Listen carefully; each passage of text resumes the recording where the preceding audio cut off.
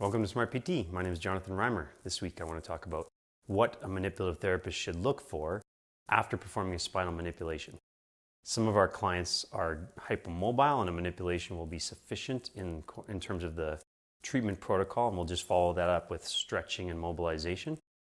Other clients, fortunately a smaller percentage, will have an underlying instability, so we need to assess for that after we perform a manipulation.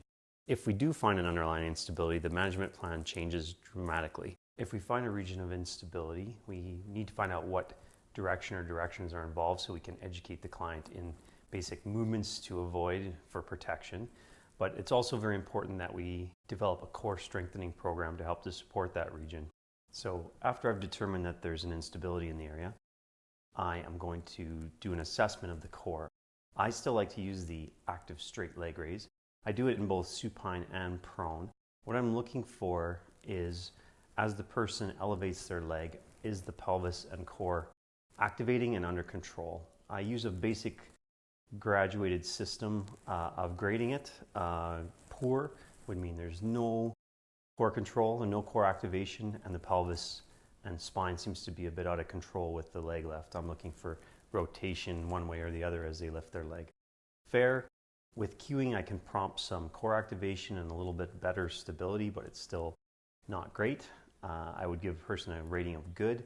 If they have good core activation, maybe a little bit of lack of stability with the movement. And then excellent would be is if they get that nice pre-activation of the core and good control of the pelvis and low back rotation. I think this is very important because we often will see rotational instabilities. So I like the use of this and preventing the rotation. We know the lumbar spine doesn't love to be in rotated positions. It's actually developed or structured to resist rotation. That's for protection of the discs, but that rotation can also quickly impact the facets joints and create irritation. So we all know how to recruit multifidus, transverse abdominis, pelvic floor in terms of initial core training, and that's where I usually start. I'll add something as simple as the active straight leg raise in either prone or supine, or potentially both, as my initial exercise. Sometimes we need to take a step back from that and do the bent knee fallouts or the heel slides, and often we can start to progress beyond that when we get good activation and include our other muscular slings. As we know, there's 4 muscular slings in the back that support the lumbar spine and the SI joint. The anterior, which is the obliques leading into the contralateral hip flexors and adductors. The lateral sling, which involves the contralateral adductor group and the ipsilateral abductor groups.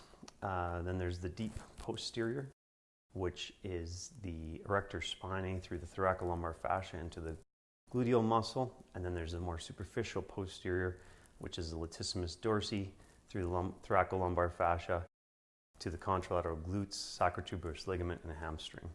We can recruit these muscle slings through the general exercises that we all know: the dead bug, the bird dog, the bridges, and the hip abduction, or I tend to use the lateral plank with a hip abduction as recruitment for those different muscle slings.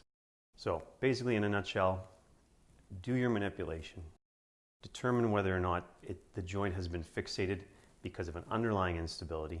If it was related to an underlying instability, determine the direction so you can educate the client, and then determine a course of action in terms of a core program. Where are they starting? How do you progress them? In conclusion, that's how you would address an unstable segment in the spine.